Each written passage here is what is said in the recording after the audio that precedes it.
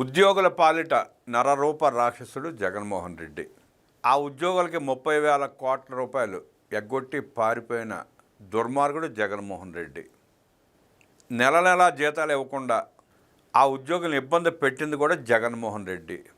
ఉద్యోగుల పట్ల కర్కశంగా వ్యవహరించి ఇవాళ తన బంధువు వెంకట్రామరెడ్డి రూల్స్ని అతిక్రమించి ఎన్నికల ప్రచారం చేశాడని చెప్పి ఆనాడే ఎన్నికల సంఘం చర్యలు తీసుకుంది, సస్పెండ్ చేసింది. జగన్మోహన్ రెడ్డి ముఖ్యమంత్రిగా ఉండగానే సస్పెండ్ చేసింది.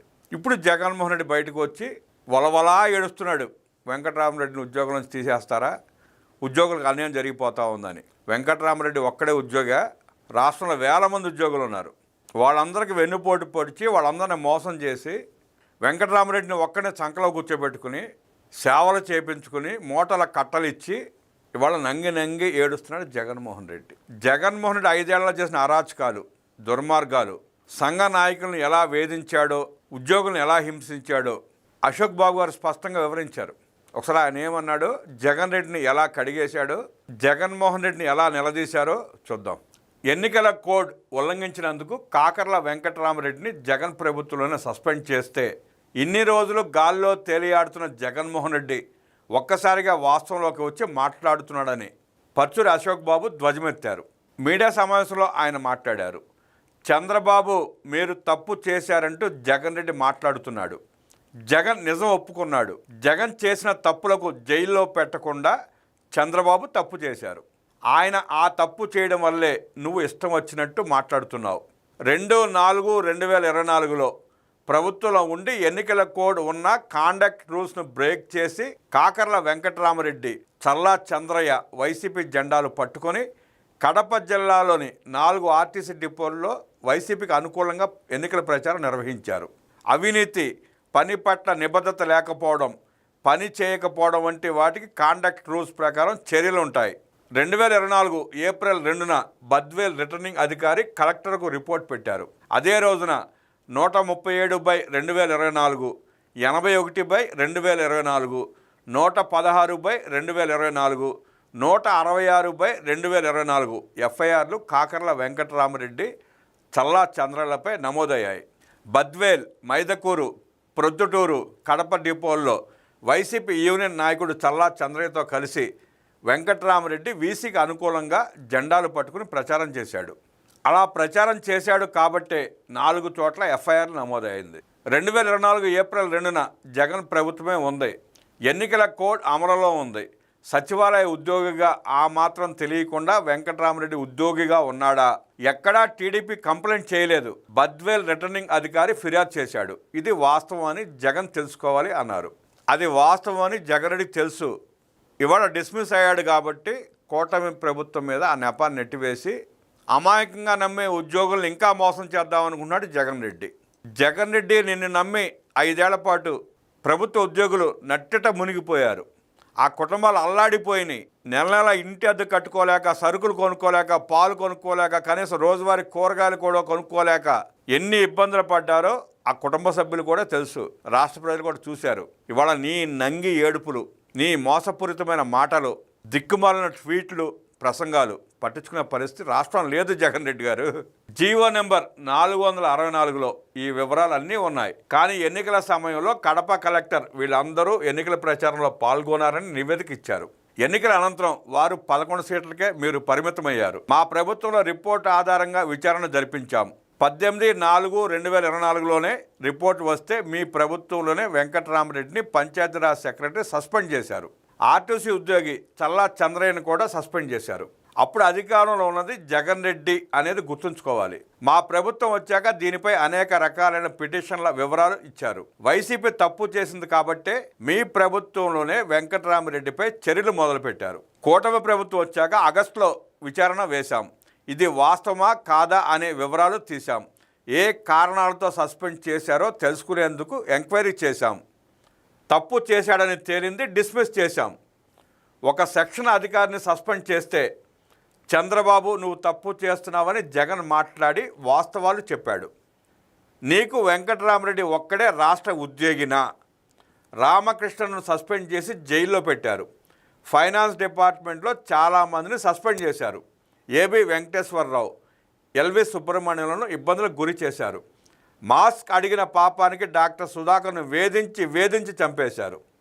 ప్రశ్నించిన పాపానికి దళిత కానిస్టేబుల్ను వేధించారు. ఇవన్నీ మా హయాంలో జరగలేదు, జగన్ రెడ్డి పాలనలోనే జరిగాయి. వెంకట్రామరెడ్డిని డిస్మిస్ చేస్తే అంత అధర్మం అయినట్టు మాట్లాడుతున్నాడు. వెంకట్రామరెడ్డిని అడ్డు పెట్టుకుని బీఆర్టీఎస్ ఉద్యమంలో ఉద్యోగులను బెదిరించి రివర్స్ పిఆర్సీ ఇచ్చావు. దేశంలో నువ్వు ఒక్కడవే ఉద్యోగులకు రివర్స్ పిఆర్సీ ఇచ్చి చరిత్రలో నిలిచిపోయావు. అలాంటి దుర్మార్గపు పనులు చేసి దుర్మార్గంగా వ్యవహరించి ఇవాళ మొసలి కన్నీరు కారుస్తున్నావు. ప్రభుత్వ ఉద్యోగులకు జీతాలు సక్రమంగా ఇవ్వలేదు, ఉద్యోగుల గురించి మాట్లాడే హక్కు లేదు అని జగన్పై ధ్వజమెత్తారు అశోక్ బాబు. దళితుడిని హత్య చేసి డోర్ డెలివరీ చేస్తే వాడిని పక్కన పెట్టుకున్నావు. చంద్రబాబు ఇలాంటి రాజకీయాలు చేయరు. నన్ను సిఐడి కేసు పెట్టి వేధించావు. గచ్చిబౌలిలో ఉన్న సెక్రటేరియట్ హౌసింగ్ కాలనీలో డైరెక్టర్గా మారి అప్పుడు ఉన్న వ్యక్తిని దించేసి ప్రెసిడెంట్ అయ్యాడు. ఖాళీ స్థలాలను ప్లాట్లుగా ఇచ్చేసి పబ్లిక్ స్పేస్ అమ్మేసుకున్నాడు. విచారణ చేస్తే మొత్తం సొసైటీని రద్దు చేసే పరిస్థితిని తీసుకొచ్చిన వాడు వెంకట్రామరెడ్డి. నీ హస్తంతోనే సెక్రటేరియట్ ప్రెసిడెంట్ అయ్యాడు. ఉద్యోగులకు ఏమైనా మంచి చేశాడా? లేదు. ఉద్యోగులను బెదిరించి భయపెట్టడం వెంకట్రామరెడ్డి చేసిన పని. వేల మంది ఉద్యోగులు కరోనా సమయంలో నష్టపోయారు, చనిపోయారు. ఒక్కరికైనా సాయం చేశావా?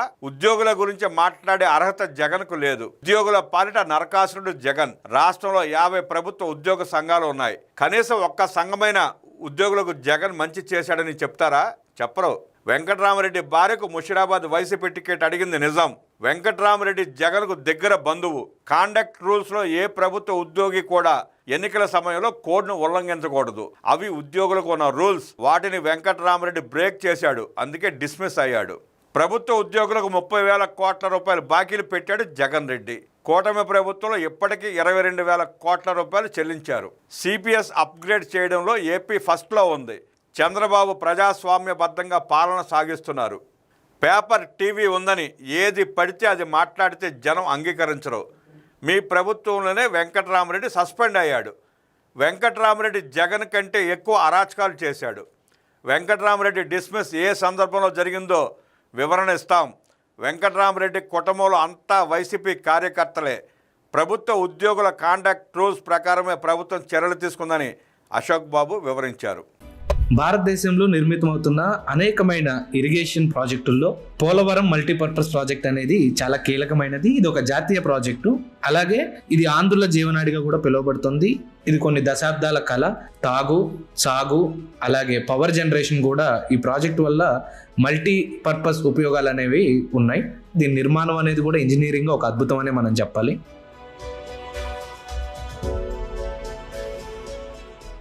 సో ఈ రోజునైతే మనం ఈ ప్రాజెక్ట్ యొక్క కాంపోనెంట్స్ ఏంటి, వీటిలో జరుగుతున్న నిర్మాణ పనులు ఏంటి, ఎంతవరకు వర్క్ పూర్తి అనేది మనం చూద్దాం. మనం ఈ ప్రాజెక్టు వివరాల్లోకి వెళ్తే కనుక ప్రధానంగా ఏ డ్యామ్ అయినా నదీ ప్రవాహం మీద అడ్డుకట్ట వేసి ఆ నీటికి అడ్డం వేయడానికి డ్యామ్ అనేది నిర్మిస్తారు.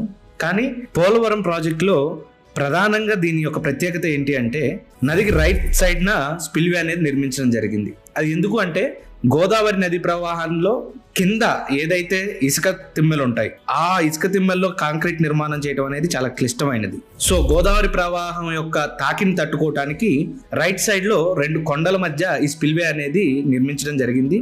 ఇది ప్రపంచంలోనే అతిపెద్ద ఫ్లడ్ డిశ్చార్జ్ కెపాసిటీ కలిగినటువంటి స్పిల్వే.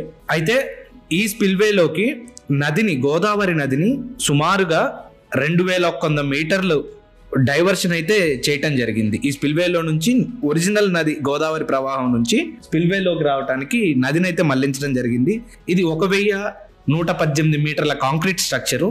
దీంట్లో 48 హైడ్రాలిక్ రేడియల్ గేట్స్ అనేది అమర్చడం జరిగింది. అండ్ ఇది ప్రపంచంలోనే అతిపెద్ద ఫ్లడ్ డిశ్చార్జ్ స్పిల్వే. అధికంగా 50 లక్షల క్యూసెక్లు ఫ్లడ్ డిశ్చార్జ్ చేసే కెపాసిటీ ఈ స్పిల్వేకే ఉంది. ఈ వర్క్ అయితే పూర్తయింది. కంప్లీట్ గా ఈ స్ట్రక్చర్ అనేది నిర్మించడం జరిగింది.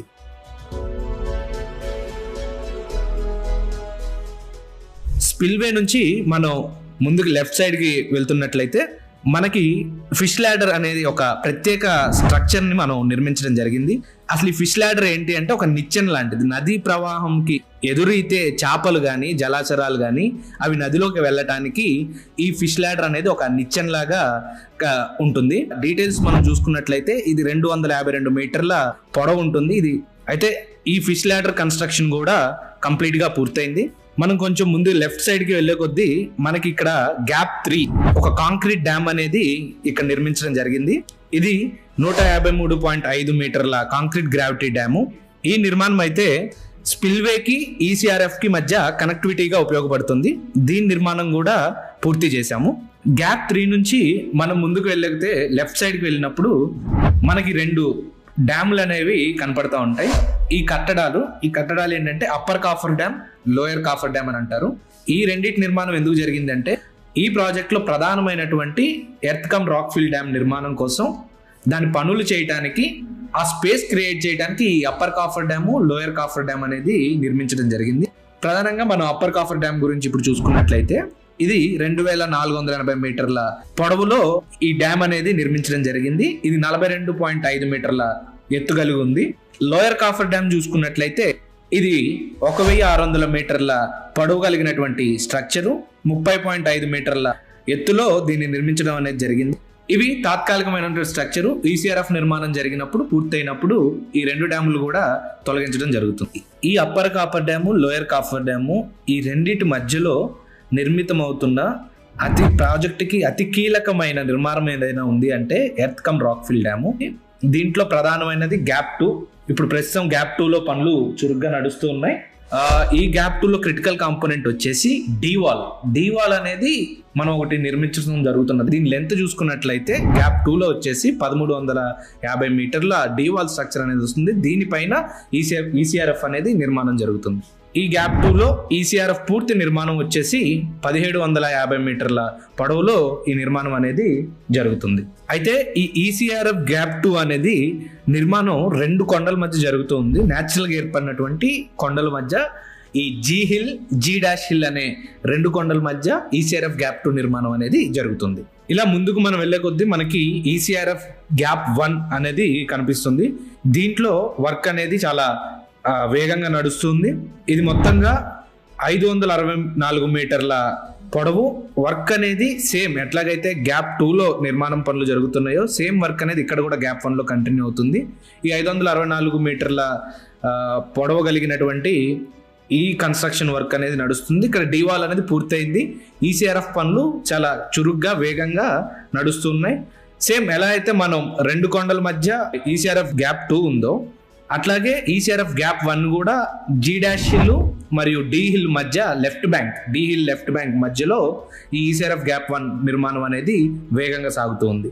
ఇప్పుడు దాకా మనం నది మళ్లించడం నుంచి రైట్ సైడ్ నుంచి స్పిల్వే నుంచి గ్యాప్ 3 మీదుగా గ్యాప్ 3 నుంచి ఈసీఆర్ఎఫ్ గ్యాప్ 2 గ్యాప్ 1 మధ్య జరుగుతున్న నిర్మాణాలు ఎంతవరకు పనులు సాగుతున్నాయి అనేది చూసాము. ఇక లెఫ్ట్ సైడ్ కి ముందుకు వెళ్లే కొద్దీ మనకి ఒక అద్భుతమైన ఒక స్ట్రక్చర్ అనేది ప్రధానమైనది నిర్మితం అవుతుంది. అది ఏంటి అంటే హైడ్రో పవర్ ప్రాజెక్టు. ఇది 960 మెగావాట్ల కెపాసిటీ కలిగినటువంటి పవర్ ప్రాజెక్టు. దీని పనులు కూడా చాలా వేగంగా నడుస్తూ ఉన్నాయి. గోదావరి లెఫ్ట్ సైడ్ ఇది అనేది ప్రాజెక్ట్ నిర్మితం చేస్తున్నారు ఈ పవర్ ప్రాజెక్ట్ ని. ఇది వచ్చేసి 12 కాప్లాన్ టర్బైన్లు ఉపయోగించి మొత్తం ఒక్కొక్కటి 80 మెగావాట్ కెపాసిటీతో 960 మెగావాట్ల పవర్ కెపాసిటీ జనరేట్ చేయగలిగేటువంటి ప్రాజెక్ట్ ని నిర్మాణం చేస్తున్నారు. ఇది 2369 million units annually clean energy అనేది జనరేట్ చేస్తూ ఉంది. ఇది కూడా ప్రాజెక్టులో ఒక ప్రధానమైనటువంటి ముఖ్యమైనటువంటి నిర్మాణం. ఈ ప్రాజెక్టు చాలా కాంప్లికేటెడ్ అని మనం అనుకున్నట్లుగానే దీంట్లో అనేక మంది కృషి అనేది ఉంది.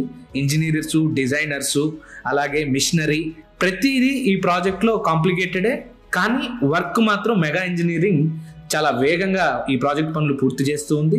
ఈ ప్రాజెక్టు పోలవరం ప్రజలకి వరమనే మనం చెప్పాలి.